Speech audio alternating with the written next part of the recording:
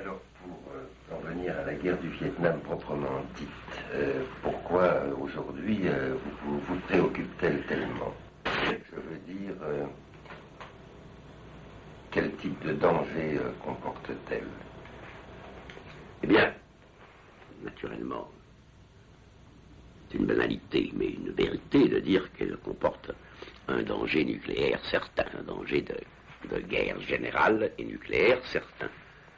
Mais ce n'est pas dans cette perspective que je me place pour prendre position vis-à-vis de la guerre du Vietnam.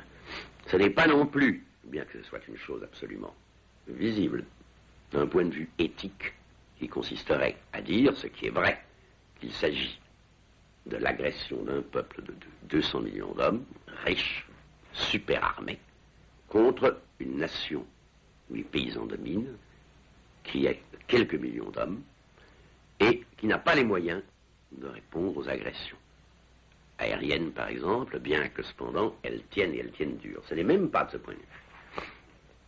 Car ici, la position qu'on doit avoir est une position non pas seulement morale, mais politique et sociale.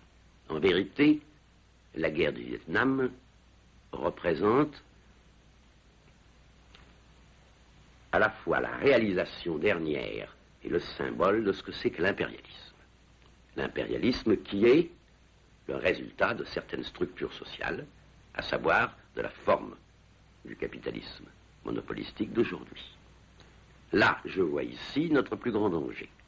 C'est-à-dire que, étant précisément à l'intérieur d'une société capitaliste, étant déchiré par les contradictions de cette société, à partir de là, souhaitant une autre société, je me trouve du côté de ceux qui dénoncent précisément cette société et qui luttent contre elle.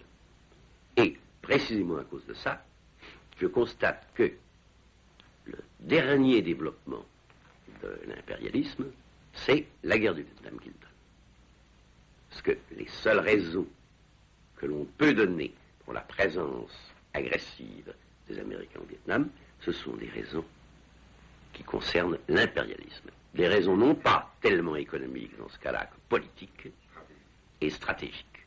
C'est précisément pour cela que je considère que si on abandonne cette lutte pour l'indépendance du Vietnam, je dis bien pas seulement pour la paix, mais pour l'indépendance du Vietnam, si on l'abandonne, si on laisse faire, c'est admettre que la société capitaliste, avec ses chaos, ses contradictions, mais sa possibilité aussi bien de colmater toutes les fissures, va se continuer.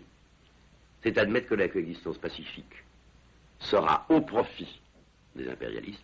C'est admettre, si vous voulez, que les Américains, dans le monde actuel, peuvent faire ce qu'ils veulent. C'est accepter l'hégémonie américaine. Un triomphe des Américains au Vietnam, ce serait en même temps une sorte de triomphe anticipé dans l'Amérique latine.